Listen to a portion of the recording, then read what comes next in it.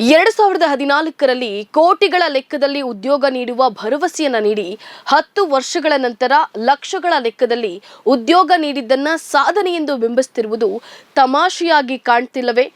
ಎಲ್ಲಿಯ 20 ಕೋಟಿ ಉದ್ಯೋಗಗಳು, ಎಲ್ಲಿಯ ರೋಜ್ಗಾರ್ ಮೇಳದ ಲಕ್ಷಗಳ ಲೆಕ್ಕದ ಉದ್ಯೋಗಗಳು? ನಿಜ ಹೇಳಿ ಪ್ರಧಾನಮಂತ್ರಿಗಳೇ, ನೀವು ಸೃಷ್ಟಿಸಿರುವ ಉದ್ಯೋಗಗಳ ಸಂಖ್ಯೆ ಎಷ್ಟು ಎಂದು ಕೆಲವೊಂದು ಅಂಕಿ ಅಂಶಗಳ ದಾಖಲೆಗಳನ್ನು ಇಟ್ಕೊಂಡು ಪ್ರಧಾನಿ ಮೋದಿ ಅವರ ಮುಂದೆ ಹಲವು ಪ್ರಶ್ನೆಗಳನ್ನ ಇಟ್ಟಿದ್ದಾರೆ. ಈ ಕುರಿತು ಮಾಧ್ಯಮ ಪ್ರಕಟಣೆ ಮೂಲಕ ತಿಳಿಸಿದ ಸಿದ್ದರಾಮಯ್ಯ, ನರೇಂದ್ರ ಮೋದಿ ಅವರೇ, ನಿಮ್ಮದೇ ಸಚಿವ ಸಂಪುಟದ ಜಿತೇಂದರ್ ಸಿಂಗ್ ಅವರು 2022ರ ಜುಲೈನಲ್ಲಿ ಲೋಕಸಭೆಯಲ್ಲಿ ಪ್ರಶ್ನೆಯೊಂದಕ್ಕೆ ಉತ್ತರಿಸುತ್ತಾ 2014-15 ಮತ್ತು 2021-22ರ ಅವಧಿಯ ನಡುವೆ ಕೇವಲ 7 ಲಕ್ಷ ಹೊಸ ಉದ್ಯೋಗಗಳು ಮಾತ್ರ ಸೃಷ್ಟಿಯಾಗಿತ್ತು ಅಂತ ಹೇಳಿದ್ರು. ಅಂತಿಮ ಸತ್ಯ ಇದೇ ಇರಬಹುದಾ ಅಂತ ಹೇಳಿ ವ್ಯಂಗ್ಯಭರಿತವಾಗಿ ಕೇಳಿದ್ದಾರೆ.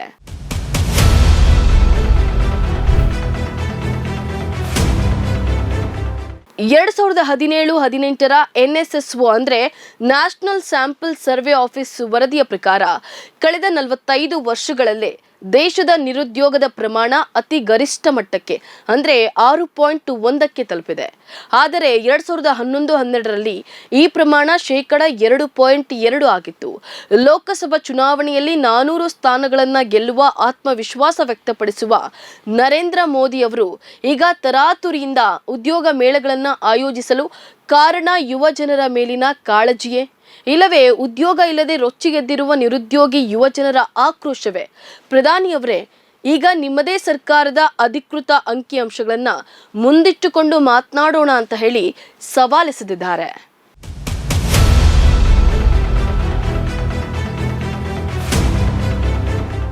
ನೆನಪಿರಲಿ, ಕೋವಿಡ್ ಕಾಲದಲ್ಲಿ ನಿರುದ್ಯೋಗದ ಪ್ರಮಾಣ ಜಗತ್ತಿನಾದ್ಯಂತ ಹೆಚ್ಚಾಗಿದ್ದು ನಿಜ.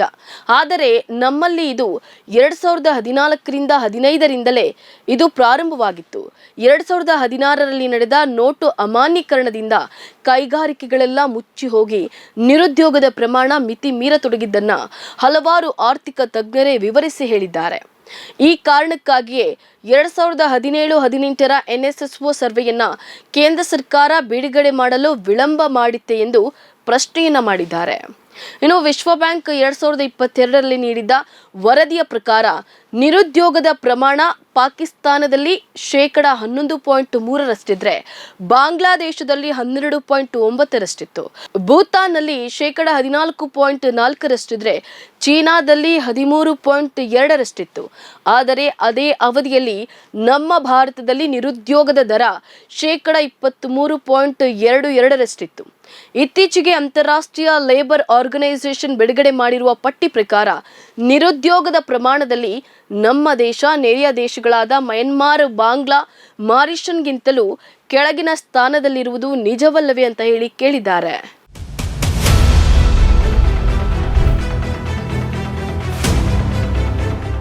2004-2012ರ ಅವಧಿಯಲ್ಲಿ ಅಂದರೆ UPA ಅವಧಿಯಲ್ಲಿ ಪ್ರತಿ ವರ್ಷ 75 ಲಕ್ಷ ಉದ್ಯೋಗಗಳು ಸೃಷ್ಟಿಯಾಗುತ್ತಿದ್ದವು.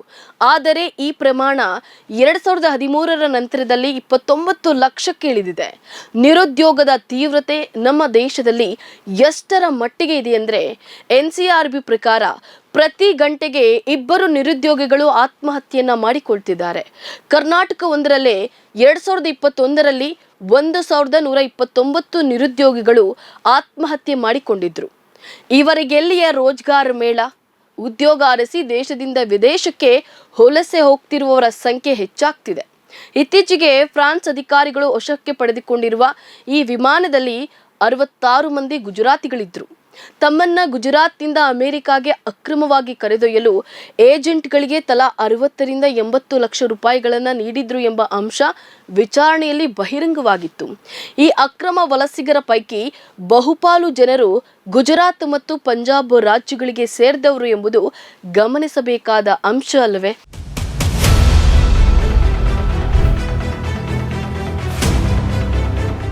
ಇದು ಹೊಸ ಉದ್ಯೋಗಗಳ ಸೃಷ್ಟಿಯ ಕಥೆ ಆದರೆ ಇರುವ ಸರ್ಕಾರಿ ಉದ್ಯೋಗಗಳ ಭರ್ತಿಯಲ್ಲೂ ತೀರಾ ನಿರ್ಲಕ್ಷ್ಯ ವಹಿಸಲಾಗ್ತಿದೆ.